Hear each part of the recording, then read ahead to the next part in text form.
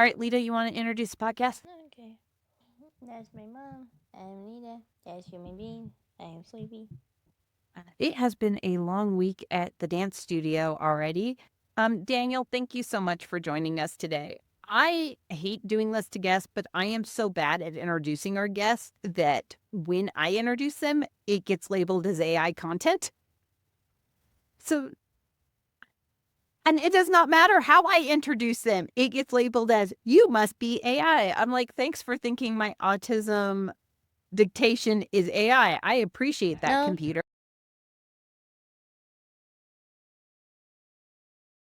Daniel, do you mind introducing yourself if Lita will ever long enough to have you talk? Oh, that's hilarious. So, my name is Daniel Hodges. I am the president and co-founder of Pieces of Me Foundation, and we'll get to this later, but we spell it PEACES of me for a reason.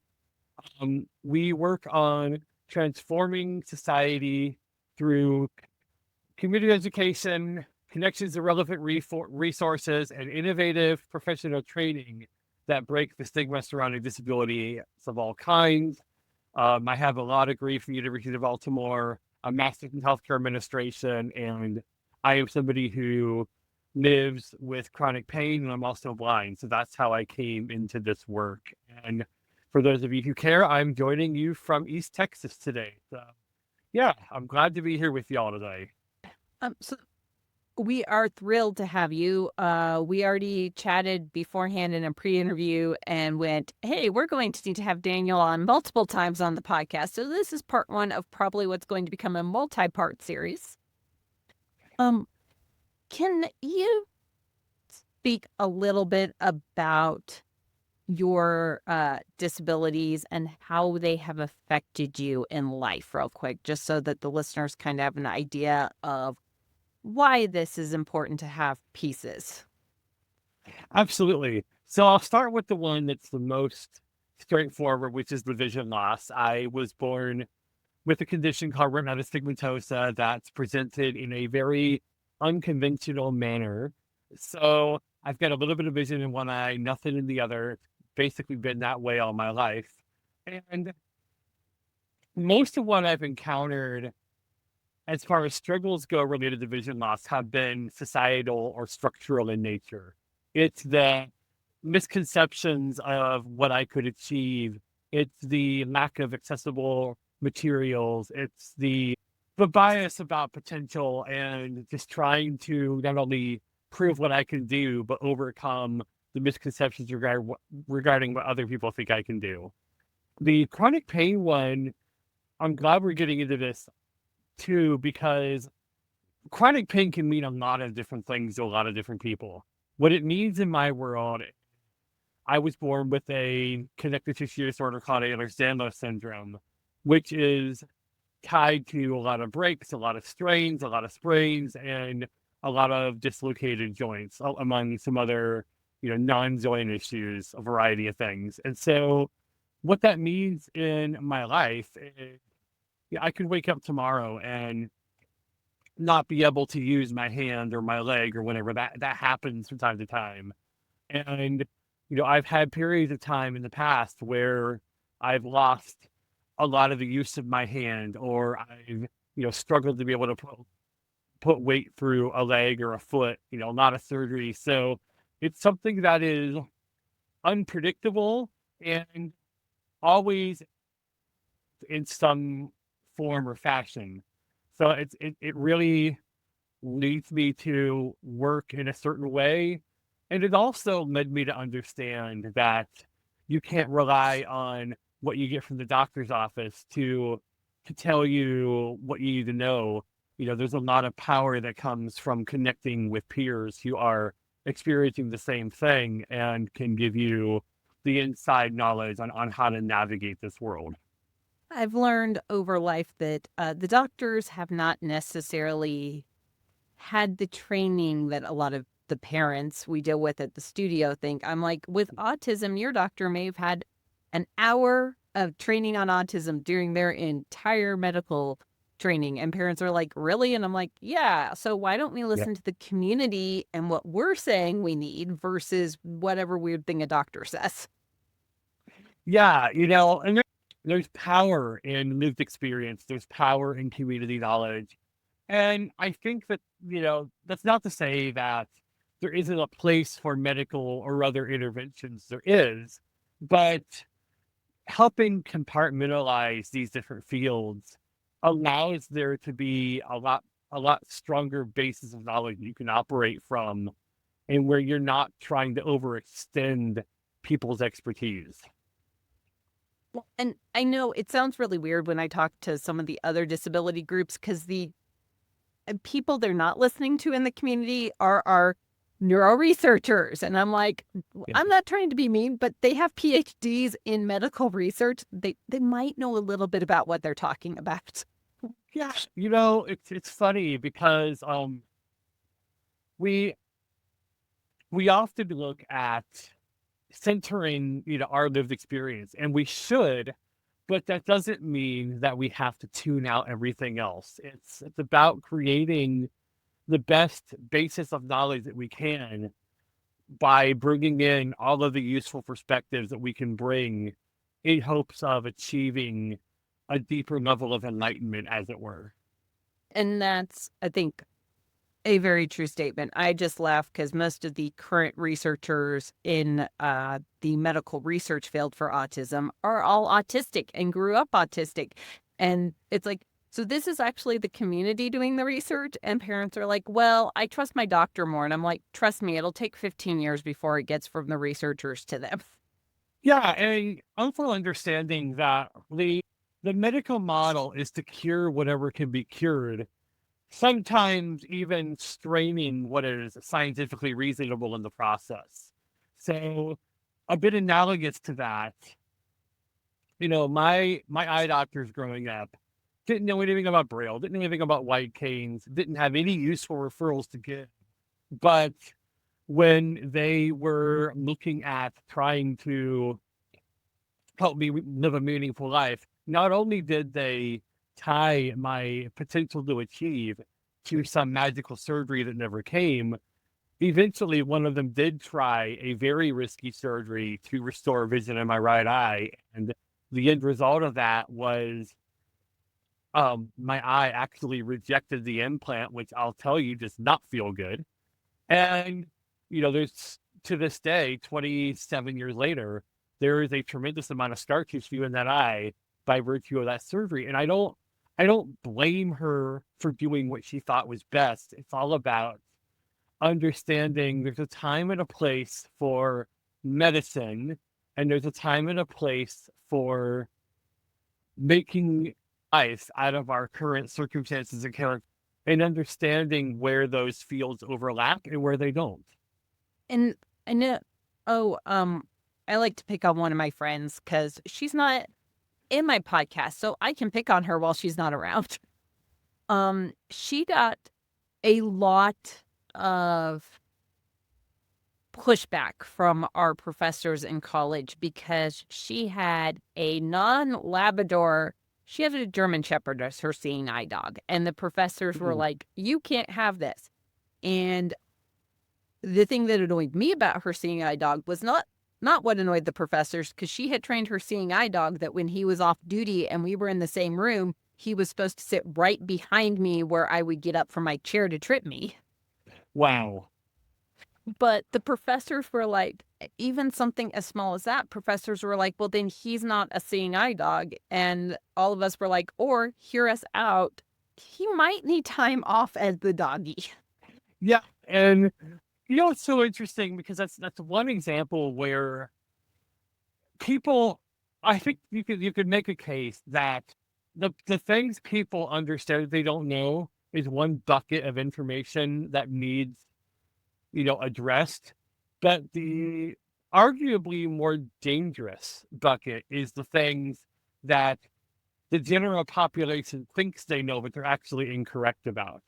And so the seeing eye dog is an example of that. But really, people are going around with these misconceptions regarding what it means to be neurodivergent or have a physical disability or have a chronic illness. And you almost wish they didn't even have that, because these misconceptions actually make it harder to teach people what is actually correct.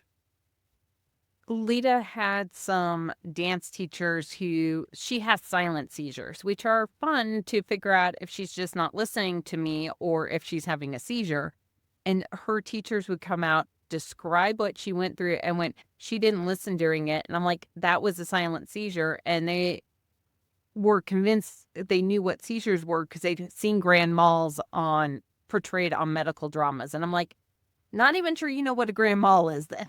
Exactly. You can I talk. would like to mention the child that kept almost seeing the pearly gates of heaven knew the choreo better than the children who didn't almost keep seeing the pearly gates of heaven. At least I remembered the choreography, even though I kept almost seeing the pearly gates of heaven. She had one really bad year that I don't think she went through a single class without having a silent seizure, and she remembered the choreo, but the other neurotypical kids without silent seizures kept forgetting it. I mean, is that something with a child who almost keeps... But I think you're right on that. I think so many people, especially with autism or like Leta also has a deformed right hip, and she will have dance teachers go, oh, well, I can work on your muscles. And she's like, I don't think you understand. Muscles and bone are two different parts of your skeleton, your body. Okay. Oh, I had a teacher. Go ahead. I forget about that teacher who said that she had the same issue as me because she sprained her muscles near her hip. Oh, I get it. I get it. And, I lived with that too. And, with Ehlers-Danlos, that's kind of one of the hallmarks of it is it takes years to diagnose. And yeah, there's so much misinformation out there. And yeah, so I had in both of my hips and femurs a twist that starts mid femur all the way up through my pelvis. And it's amazing how many people will be like, oh, well, just lose weight or just get more exercise or whatever. And I'm like, okay, those are not necessarily bad things, but I was born with twisted hips and twisted femurs. There's only so much you can do with that. Yeah, and then they come out trying to explain to me how their muscles are equal to. She had an injury when she was 11 months old. She popped her hip out of joint. The doctor's prevailing best wisdom was to see if it would go back in on its own. It did not. Oh. So her right hip is slightly out of joint. And their next prevailing wisdom at 5 was, well, either she lives with this or we can give her hip replacements every time she grows. But she's only allowed 2 of them in her life. And it's like, well, she's living with it then. Yep. And the number of dance teachers who are like, well, no, I understand. I mean, we just have to work her muscles so that bone will heal. And I'm like, that's not how that works. No, I mean, and depending on, what they do, there's that risk of actually making the situation worse because you want to make sure that the ligaments don't stretch to a point where it actually makes the hip more unstable instead of making it more stable. And that's where you run into these problems of, and I've seen this too, where you have physical therapists or other people even who will say, oh, well, lengthen this or stretch that. You gotta be really careful. Otherwise you end up doing a lot more damage. She luckily had a really good physical therapist who was used to working with teaching autistic kids how to move. And he's like, oh, goody, I get to teach her how to use her hip. And he's like, so we're just not, if she cried, he was like backing off going, I hurt her again. I got Starbucks. He did bring my 6-year-old Starbucks because he's like, I feel so bad. What else am I supposed to do but bribe her? Because you're making a child go through rehab. Oh, yep. But I wanted to talk. Obviously, the lived life experience is something no one else can experience outside of the communities. Like you said, a lot of people, the general public, gets all their information primarily from Google, TikTok, and medical dramas nowadays. Yeah. but you've started an organization that is working to help everyone. Can you talk a little bit about the organization?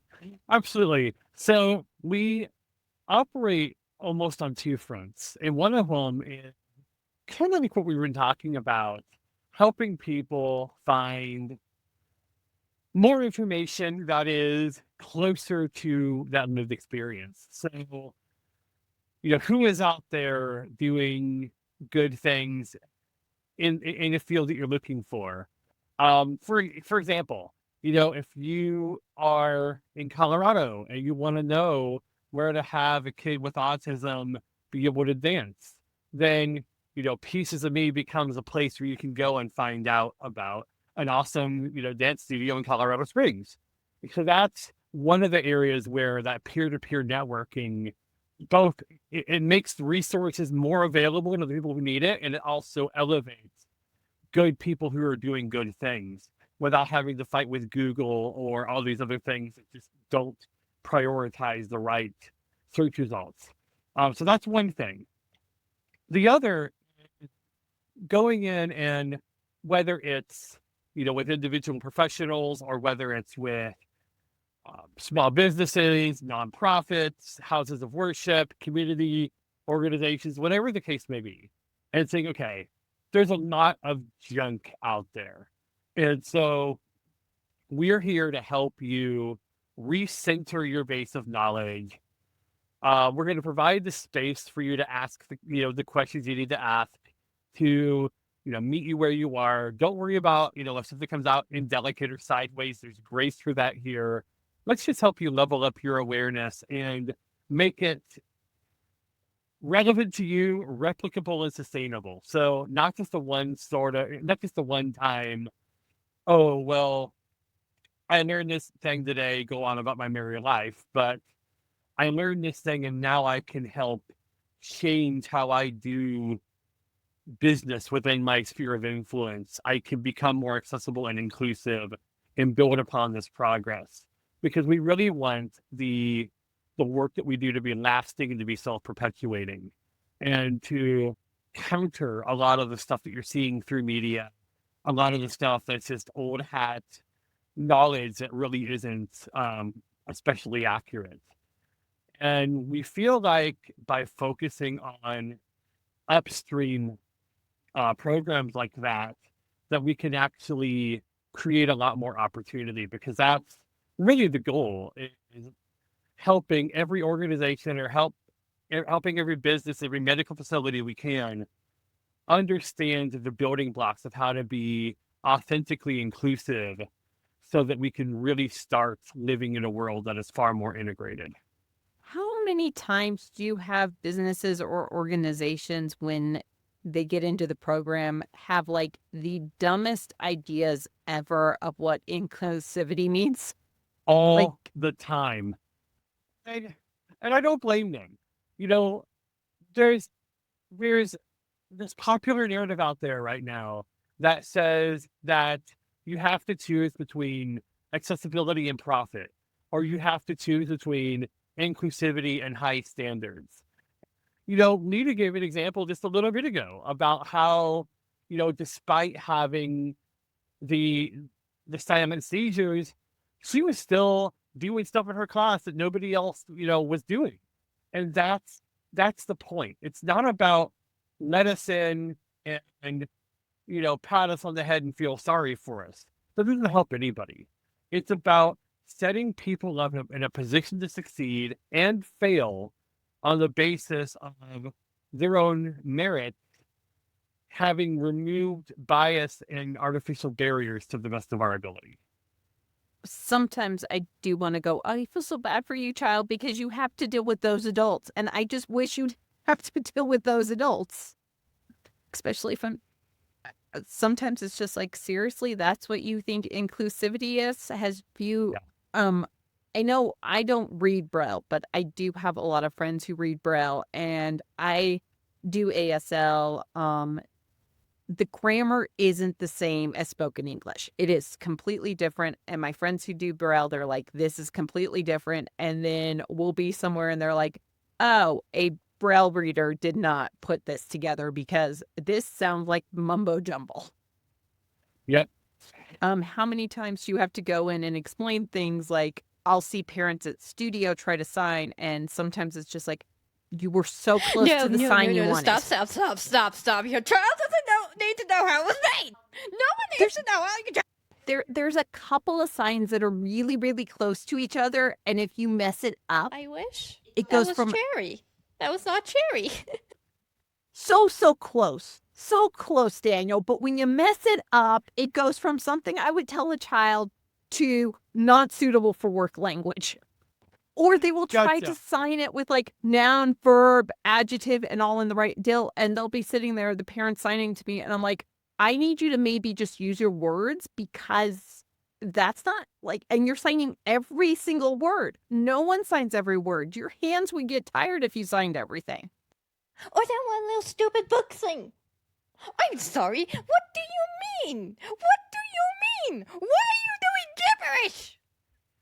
At the baby ASL, which I think nobody who actually speaks ASL That's likes called the gibberish. But- It's cute when a baby does it. Not when a grown adult does it. It's cute when a baby does it.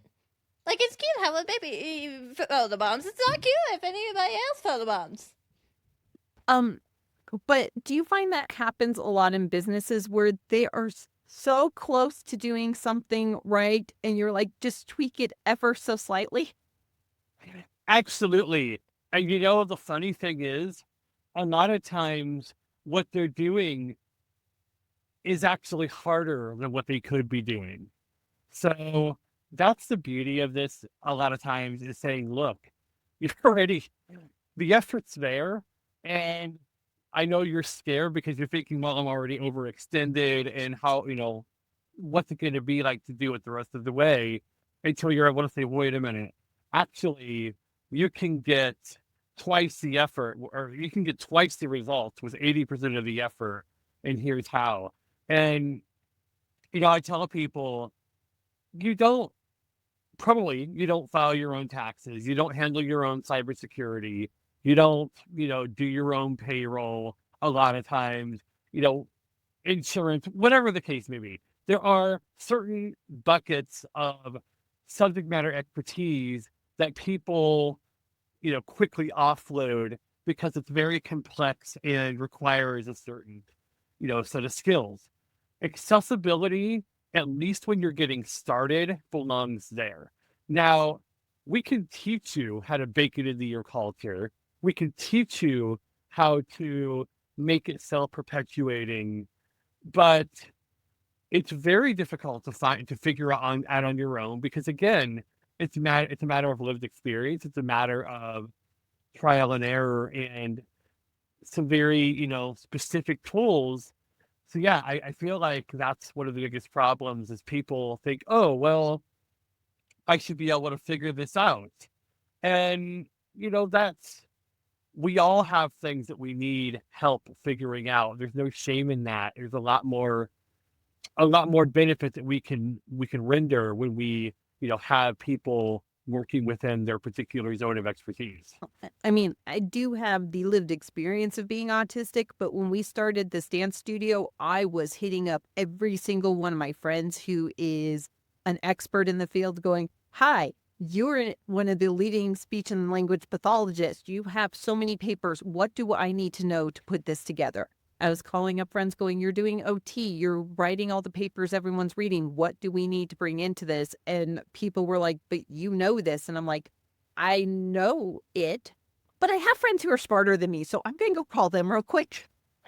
Yeah, on our board of directors, we have my co-founder, who has a behavioral health background and has a completely different set of life experiences than I do, despite being my first cousin. We have somebody on there who is very good when it comes to administrative things, not my skill set. I'm a visionary.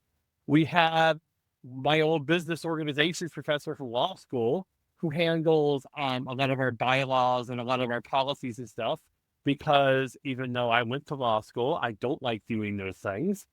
We have, people who are very skilled in the intricacies of web accessibility and web design, because again, those skills are necessary and they're skills I don't have. So yeah, I think if you really want to get inclusion right, you start by building a team of people who are smart and driven and know things that you don't. How hard is that to explain to businesses sometimes going, it's not that you're dumb, it's just that you don't know this and you are doing things that you really don't have to do, and it would be so much easier if you just did this. So I think it's almost a sense of relief when you give them permission to not know. Um, the bigger problem is taking them from that space to where they feel like now is the time to level up, because there's so much going on in the world. There are so many demands on their time and on their limited resources that you have to be able to bluntly say, look, this is important. It's not going to solve itself. I can set the business case for why you have to do this, not only in general, but really why you need to do this right now. How many times do you wind up going into a business and is it such a small thing that part of you is like, this will take 5 seconds of your time to fix? I know, like, where we are right now for the studio, the first thing I did when I got there, and it's years of working in the spaces I work in, I looked at the leasing agent and went, you know, your parking lot's not ADA accessible, right? Yeah, and most of the time it is. It's small, simple fixes that accumulate in order to make real profound differences. You know, with the parking lot, I also mentioned, because there's like a half-inch gap between the parking lot and the sidewalk. And I'm like, you're also, we live in Colorado. It rains and then stops raining. It snows and it stops snowing. That moisture's all running under your foundation, just FYI. Yeah. So fixing this little gap can probably give you a lot more time on your very nice building standing up straight. You know, that's an interesting point too, because, business owners are the ones who take the flack for having, a ramp that maybe was installed wrong, or, not having the right parking spaces. And, you know, one can make the case that they should be watching over the work of the contractors, and ultimately as business owners we are responsible. But it is a I sympathize with their place, because when you're in those moments there are a lot of things going on. You should be able to trust that your contractors are aware of the relevant regulations and that they're following best practices. And then, you turn around and you talk to construction people, and I've talked to some really, really bright construction people who say, look, I'm not trying to keep people with disabilities out of this business. I know that there is an ADA. I know that there's a bunch of really complex standards. I had no idea where to find them, nor do I have the time to go looking for them. So that kind of brings us back to why Pieces of Me exists, among other resources, because we do want to put together packets of information so that people have the information they need in a manner that is easily acquired, understandable, applicable, all of those things. Because right now, I've talked with enough people to believe it when they say, we don't know where to go. And the places you would think you would go for information are useless. So there's a lot falling through that particular knowledge gap. This one specific thing on the parking lot, I was just laughing because it was definitely, the contractor must have been under a time constraint. Yeah. And yes, if that asphalt had gone all the way up to the concrete for the sidewalk, it would have been ADA compliant across the entire thing. They didn't need a ramp because the asphalt is supposed to meet the sidewalk at level. And I'm like, but you're going to just make those little cracks go underneath the foundation of the building, just ignoring the ADA portion of this. This is going to become a structural issue. Yeah. And I think that's also a good point, because people think of the ADA as being this burdensome thing that they have to fight against in order to keep themselves in business. When in reality, done right, universal design is good design. It is sound design. And so there's a very tight nexus between being accessible and creating a solid user experience, and then also just creating sustainable structures, whether they be physical or digital. How often do you run up against like that when talking to businesses, where you go in and you're like, not only would this be good for employees and customers who fall under ADA, but this would probably save you money in the future if you fix it now? All the time, all the time. And I really get a little controversial here. And I think it's both because businesses haven't done the homework, and it's also because the broader disability community has not done enough to emphasize the business case for accessibility. I think there's probably truth in that. I know even when we were looking at spaces that I would walk in and go, this isn't big enough for a wheelchair. And they're like, oh. And I'm like, also, just in case you're wondering, that is now exactly how wide a ambulances or a paramedics, whatchamacallit, when they're bringing you in. So do Yep. you want the paramedics getting into your business? And we had people going, wait, so they can't roll in a stretcher if I don't widen this door? I'm like, that's what I'm saying. Exactly.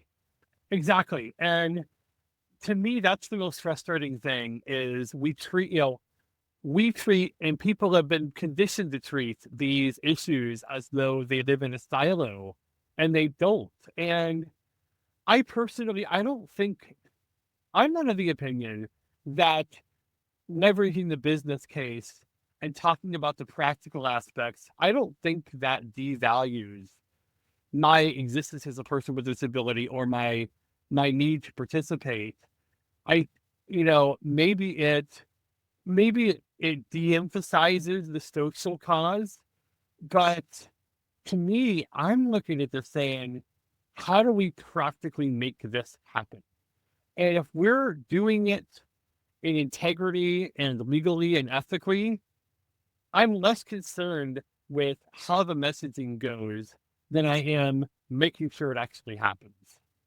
I told a few of my friends, it sounds bad. I'm really more concerned with whether or not we can get stretchers in sometimes, because that's the largest thing we want in. And I'm like, and business owners, when you go, if you have a heart attack, do you want the paramedics to be able to come in and get you? They tend to go, yes, that would be a good thing. Why is Yeah. that door so skinny? Because our Hey. current building, Leta, predates the ADA. No, I meant the rest of the people's doors. You know the things they're that not- don't predate the something letters something letters something. And I am less concerned. Yeah, a lot of people are still building and they're not following ADA. And it's like, but we also have a big warehouse door on the back of our place, and I'm pretty sure the fire department can get in anything in through the warehouse. Well, Um, and you bring up an interesting point too, because, you know, in most jurisdictions, the building code, the official building code, is treated separately from the ADA. And it's like, why are we making the ADA optional, even in that sense? Why not make the ADA part of the building code so that there's clarification, there's accountability, there is consistency? That is a change that can and should be made. It definitely should. And I know, like, our fire codes say you have to follow the ADA because one's more stretcher, but the building codes don't say you have to follow fire codes. So, Yep.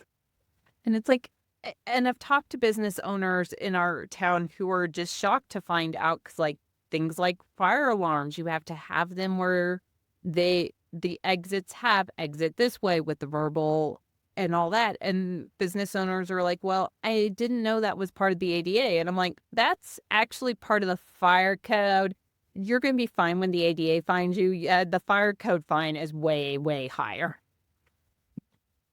And they're like, wait. I'm like, yeah, that fire code fine for that one, I looked it up the other day, and here in El Paso County, it's only like 200,000. Don't worry, the ADA is not even going to be a problem at that point. Please tell me I'm not the only one who is confused about how humans even made it through evolution, even though we seem stupid.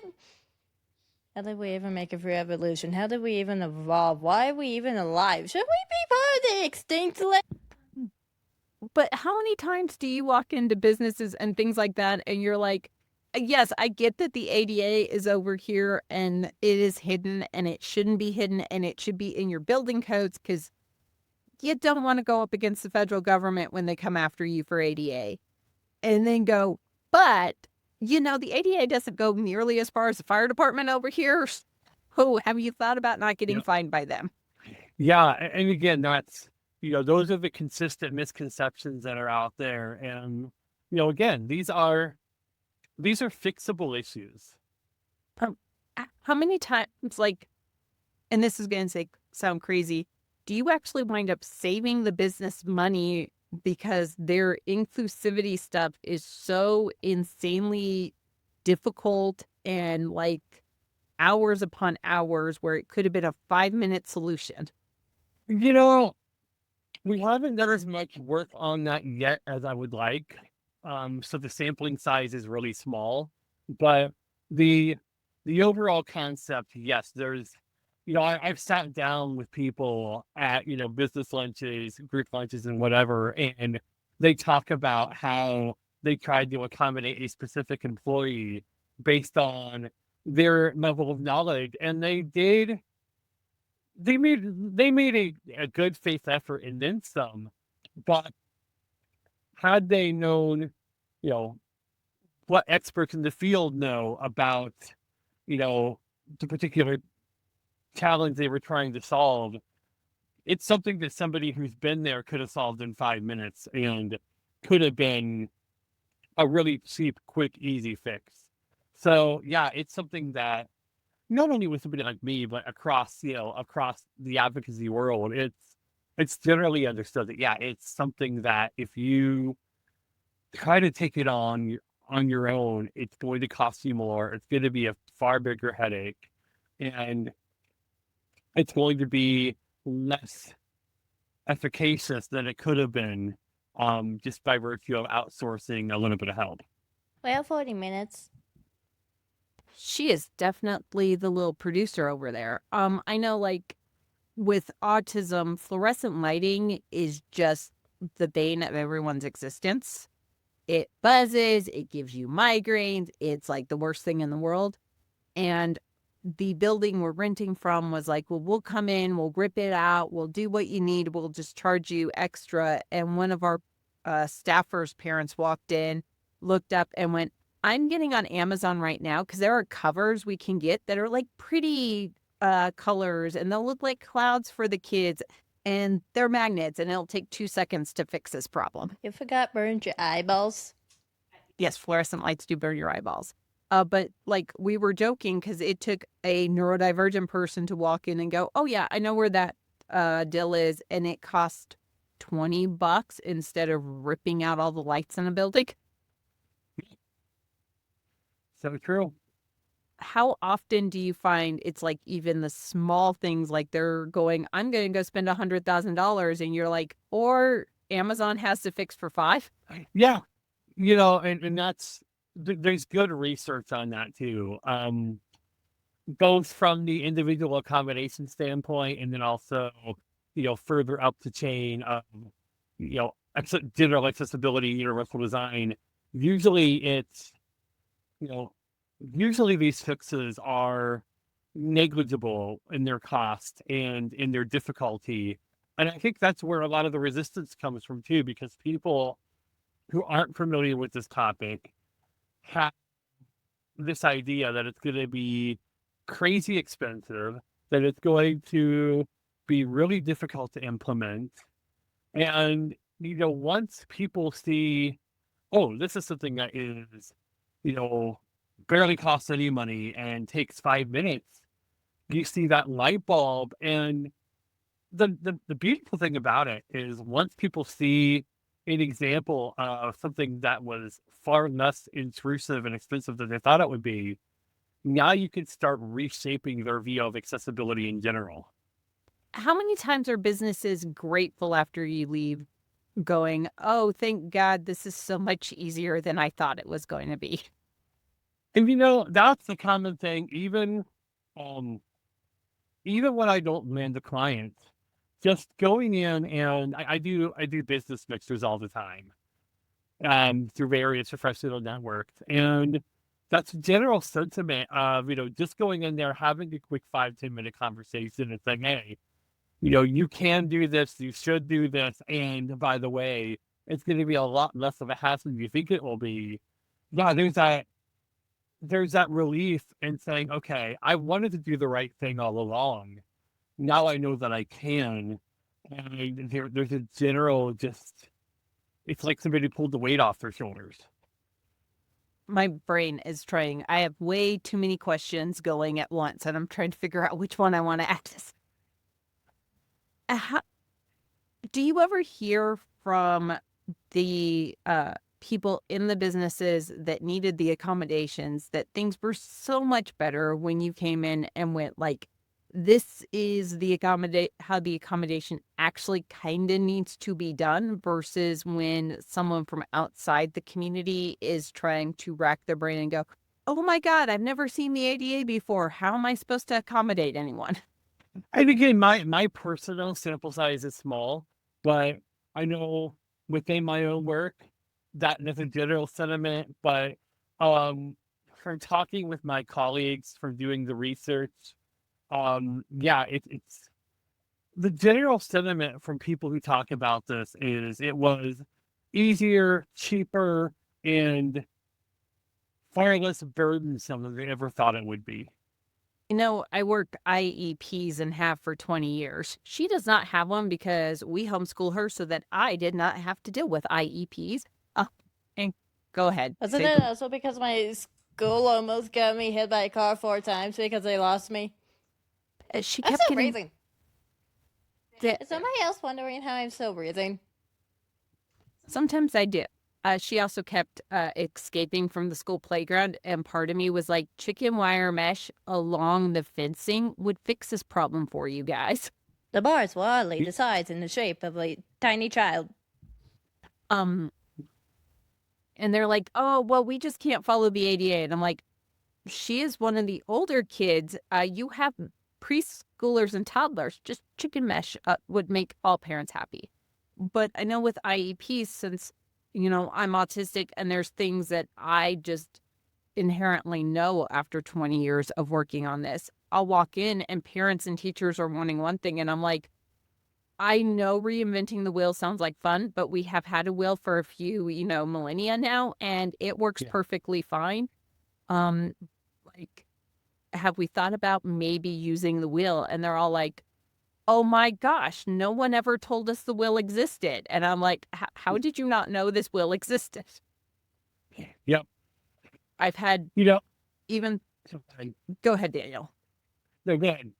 Even something as simple as, working with dyslexic students and trying to get them to not do their writing where it slants, like mine does. If I don't have a ruler there, I'm like, here, put a ruler on the left side of the paper. And they're writing, they have a stick showing this is where to begin every time, and their brain will notice it. And teachers are like, I never thought about giving them a visual cue. I'm like, I am walking away now. But yeah, it works.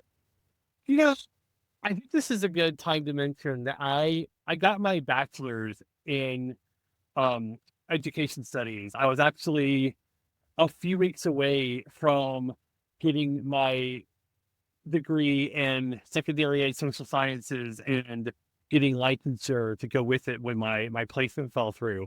And so I can say that at least through the school that I attended, we teachers aren't really taught about that level of problem solving. And I say even more than that, we talked earlier in the podcast about, doctors not having good education on autism. And a similar phenomenon happens with education. These teachers are given maybe a semester on special ed in general, if that, and they're not taught um, anything substantive on how to teach students who, may encounter the classroom differently. And I'm not even just talking disabilities of neurodivergence. I'm just talking basic being human and not falling into a certain particular, learning style. And I think again, it goes back to trying to teach professionals to be curious, that it's good to think outside the box and to invest the time and the mental energy to, ask, okay, what other solutions are out there? What other approaches can we take? Because, that was something that I encountered when I was growing up too. Is, nobody in the mainstream classrooms that I was in had any idea how to teach a blind kid. And some of them had ideas, some of them didn't. Some ideas, worked, some didn't. But there wasn't that underlying awareness, nor did anybody know that a couple hours away was the Ohio School for the Blind. That somebody could have called and said, hey, might want to come give this kid some orientation, mobility, and braille training. I didn't get any of that until I was 17. We're at 50 minutes. If you want us to go an hour, I suggest wrapping it up now. If you want us to go an hour, then go ahead. Let me finish my thought and then we'll wrap it up. Yeah, like I am not blaming teachers, but I did not even know the word dyslexia existed until I was 11. And my teacher walked past and he's like, oh, I'm dyslexic too. And I'm like, what is dyslexic? And he's like, here's how I fix it. Put your ruler right here and your writing won't like wind up at the other side of the paper and look like you writing on a triangle versus a rectangle. And I'm like, that is like magic. But it took a teacher who had been there to fix it for me. It does. And this seemed like a great time to do a teaser for what's going to be part number 2, where we talk about why disability led and disability run is so important. And Leta has just frozen up over there. Good thing we're almost at the end, kiddo. Oh, her computer completely shut down on her. Great. I'll fix that. But yeah, so we are going to definitely have to have you on again because there is a severe need for that sort of stuff where it is led by the community. And that'll probably be next week. I know we're recording it next week, but when we put it out, I think that we're going to do them back-to-back Fridays. Awesome. Between now and when we have you back on, where can people find you on the web? Yes. So, go to Pieces of Me, and that's PEACES of me.org. You'll be able to find our social there. You'll be able to personally connect with me there. For those of you who are on LinkedIn and want to reach out, I am Daniel Hodges, JD, on LinkedIn. Look for me in the cowboy hat. That's how you know you found the right one.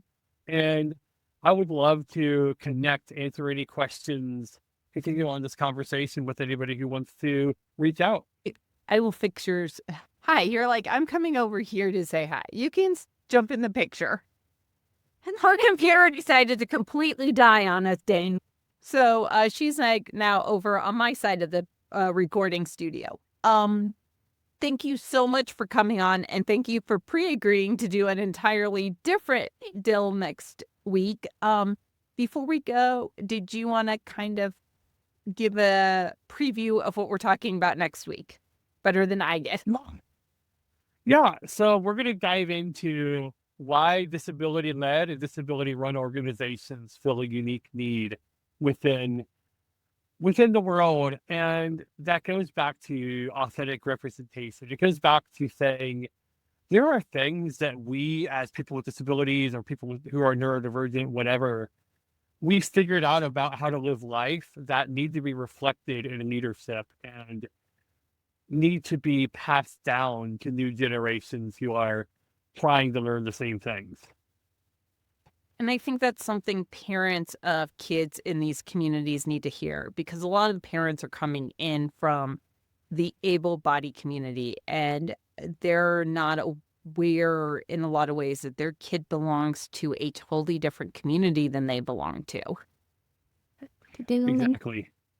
And I think sometimes when we're out there as, the elders in the community talking about things, and these parents are like, oh, no, my kid doesn't need it. And you're like, except for they have to live in this community as an adult. And I think the parents themselves can learn a lot from the communities that are led by us. I also think we need more of us in the roles of leading IEPs and special ed departments, because I gotta say, all the guys I know and gals who work SPED, I can tell you which departments across this country, since I get to work nationwide with IEPs, which ones have someone who was on an IEP as a kid. I can instantly pick them in meetings going, and this will be an easy meeting for me, maybe not for the rest of you. Yep. That's well, true. We can't wait to talk to you again, and we will see you next week. Thanks, Daniel. Thank you. Hello, thank you for watching the podcast, and please subscribe, and also look at that adorable paper. So if you want to subscribe for it, and also please leave a like, and don't forget, if you subscribe to our stuff, you won't miss any of our new podcast stuffies. And also, did you see that adorable paper? Don't you like it?